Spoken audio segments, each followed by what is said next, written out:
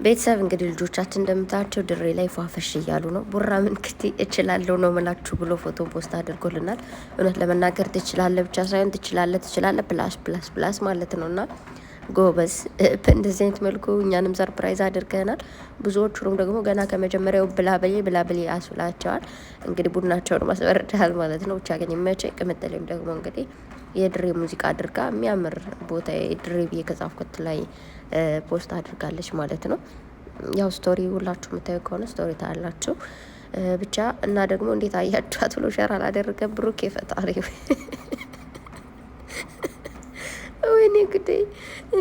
እንዴት አያችኋትማ! በጣም ቆንጆዬ ደስ የምትል የሆነች ድንቡሽ ያለች ወርቅ ነገር ናትና እኔ እኮ የሳቅኩት ማለት ትናንት በጣም ኮሜንት እያያችሁ ከነበረ ከሀይሚ ውጭ ወደ ውጭ፣ ከጨረቃ ውጭ ወደ ውጭ፣ ከቅመሜ ውጭ ወደ ውጭ፣ ከቅምጥሌ ውጭ ወደ ውጭ፣ በቃ ኮሜንት ሁሉ እንደዛ ነው የሚለው እና ሀይሚና ብሩኬ መቼም አይለያዩም ምናምን ይላል ኮሜንት።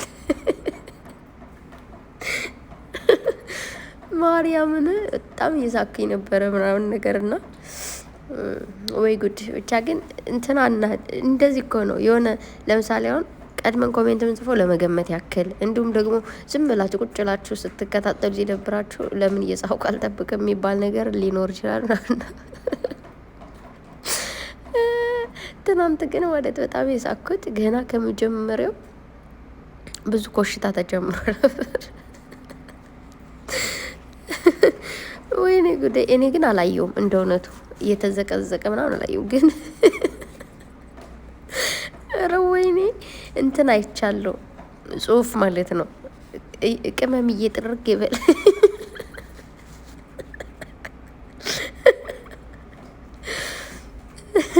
ቤተሰብ እንደዚህ የሚል ጽሁፍ አየሁ። ማርያምን ቲክቶክ ላይ ፖስት ያደረጉት ማለት ነው። ወይኔ እንትን ይላለኝ ቅመምዬ ጥርግ ይበል ምንድን ነው እሱ ብሄር ሌላ ይመጣል ምናምን ደግሞ እንትን የሚል ማንም ብሄድ ማንንም አልከተል ምናምን የሚል ድምጽ እያደረጉ የቅመሜን ፎቶ እያደረጉ ምናምን ወይ እዛ ደግሞ ቡራንም ጎበዝ እያሉ ደግሞ ሲለጥፉ የነበሩ ሲለጥፉ ነበሩ። ግን በጣም ብዙዎቻችን ገብቶን ነበር። ምክንያቱም በቀደምነት የጀመረው ቪዲዮ ጀምሮ ያለው ነገር ማለት እኔ የጠረጠርኩት እንዳልኳቸው ከአንተ ጋር ደግሞ የሆነ ነገር አላቸው ብሎ እንዳይጠረጥር ምናምን ስትለው ሚሆን እንዴ ብሩኬ ከመቼ ወዲህ ነው ከእሱ ጋር የሚጠረጥርሽ በሚለው ብቻ ነቅቼ ነበር። ብዙዎቻችሁ ነቅታችሁ ነበር። ብዙዎቻችሁ ደግሞ ከዛን ቀን ጀምሮ ደንግጣችሁ ነበር። እውነት ለመናገር ወይኔ ጨነቀኝ። ከዛ ደግሞ ብዙዎቻችሁ ደግሞ ድራማ መሆኑ እያወቅ በቃ ይለያያሉ ብዬ ጨነቀኝ ያላችሁ ነበርና እውነት ለመናገር ማርያምን ከልባችሁ ስለምትወዷቸው ነው እንደዛ ስቲል አንዳንዴ ለእናት ልጅ ማይሰጥ ቦታ ሁላ ትሰጧቸዋላችሁና ብቻ እግዚአብሔር ያክብራችሁ። እናንተ እንደወደዳችኋቸው ፈጣሪ ወደዳችሁ። ፈጣሪ ሲወድ ነው ሁሉ ነገር የሚያደርገውና ከሰው መውደድ በላይ ፈጣሪ ይውደዳችሁ። እግዚአብሔርን ሲጀመር ፈጣሪ ሲወድ ነው ሰው የሚሰጣችሁ ምድር ላይ። እንዴት መሰላችሁ? አሁን የሆነ በየሁሉም ሀገር ላይ በምንሄድበት ቦታ ላይ በምንንቀሳቀስበት ቦታ ላይ እናታችን ወይ ደግሞ አባታችን ይዘን አንዞርም፣ እህታችን ይዘን አንዞርም፣ ወይ ደግሞ አብሮ አደጋችን ይዘን አንዞርም። በየትኛውም ቦታ ላይ አንድ አምላካችንና አንድ ራሳችን ተማምነን ነው አይደለም እንወጣው። ለምሳሌ ስደት የመጣ ነው ራሳችን ተማምነን እንዲሁም ፈጣሪን ተማምነን ነው። ፈጣሪ ደግሞ ሰው ይሰጣቸዋል። ማርያምን እኔ አንዳንዴ ግርም ይለኛል እመቤቴን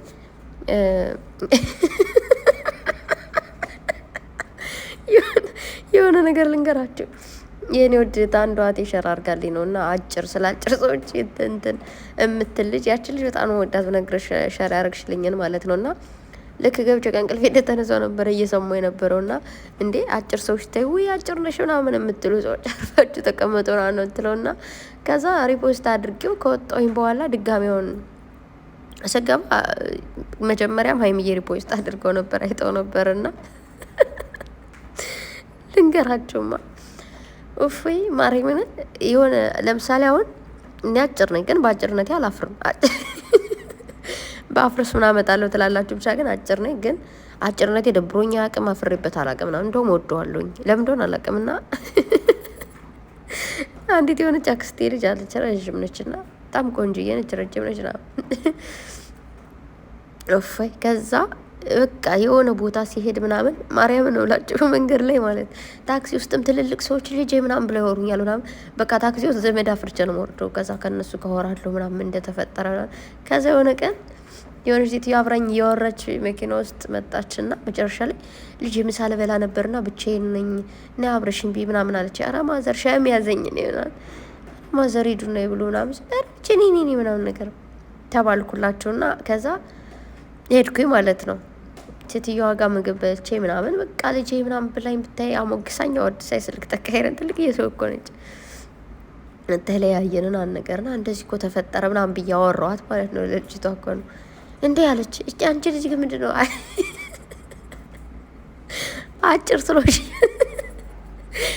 ስለሆንሽ እያሳዘንሻቸው ነው እንዲህ ሰዎች ሁሉ ሲያገኙሽ ና የሚንከባከብሽ ነገር ነው እያለች በሳቅ ማርያምን እና የሆነ አጭር ሰዎች እንደውም ሰዎች ይወዱናል ብዬ አስባለሁኝ። ለምን እንደሆነ አላውቅም። ማርያምን ነው የምላቸው የሆነ በቃ የሆነ ሰው በቃ ካጠገቤ ካለ ምናምን ወንድም ከሆነ እንደ ወንድም ሴትም ከሆነች እንደ እህት በቃ እኔ ዝም ማለት አልችልም። ሲጀመር የሚያስለፈልፍ ነገር አለኝ።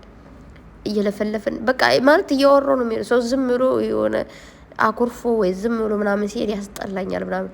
ግን አንዳንድ ሰዎች ደግሞ ከኔ የበለጡ አንዳንድ ሰው አለ አይደለ? እናንተ ሰላም ሳትሉት ወይ ደግሞ በቃ ሰሬስ ቁጭ ብላችሁ ቁጭ ማለት ፈልጋችሁ ምናምን እንዴት ነሽ የትንሽ ወደ ትንሽ ምናምን የሚያበዛባችሁ ሰው እንደዚህ አይነት ሰው ስለሚያናደኝ ዝም ነው የምለው፣ አኮርፋለሁ እንጂ። ስለዚህ አጭር ሰዎች እያላችሁ ልታሸማቅቁን አትፈልጉ።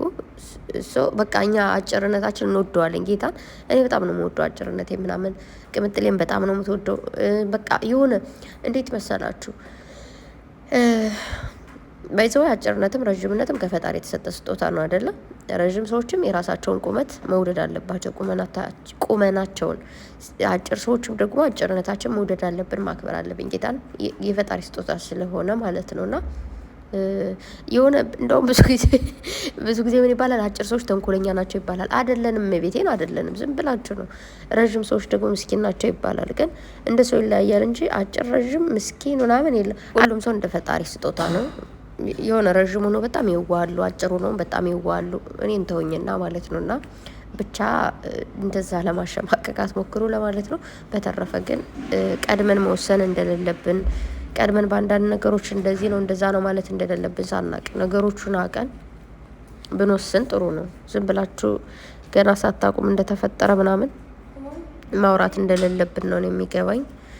መሆን ያለበትም አይተን እስከ መጨረሻው ለመፍረድ ለማሞገስም ሆነ ምንድነው የሚባለው ለመንቀፍ ማየት ያስፈልጋልና መረጋጋትን ነው ያስተማሩን። እውነት ለመናገር የትናንቱ ቪዲዮ ማለት ነው። በደንብ ሆናችሁ ተረጋግታችኋል ብዬ አስባለሁ። በደንብም መረጋጋት አለብን። ሁሌ እንደዚህ ሳቆልኝ፣ ሁሌ እንደዚህ ምር ይበላባችሁ የኔ ወዶች። በጣም ነው የምወዳችሁ፣ በጣም ነው የማከብራችሁ። በተረፈ በጣም ብዙዎቻችሁ ደግሞ ማርያምን ምንም ነገር ቢፈጠር ከነሱ ጋር ለመሆን ተነስታችሁ ማለት እኔ ራሱ ወርጄ ነበር ታውቃላችሁ። ቀድሜ ብዙ ነገር እያወራሁ ነበርና ብቻ ስለሁሉ ነገር እግዚአብሔር ይመስገን። አንዳንዴ የጠበቅነው ሌላ የሆነው ሌላና ደስ ይላል። በቃ ብዙዎቻችን ልባችን ለማደንደን ወይ ደግሞ ለማልቀስም ቢሆን የተዘጋጀን እንዲሁም ደግሞ በቃ ጧት ላይ ራሱ አያስቅም ምናምን እያላችሁ ሲጨነቁ ነበራችሁና ጭንቀታችሁን ማየት አልፈልግም። በነገራችሁ ላይ ማርያምን ያለ ነው ከሰው ሀገር ነው ብዙ ነገር የሚያሳስበን በየደቂቃው የሚያስለቅሰን ነገር አለ መሰላችሁ።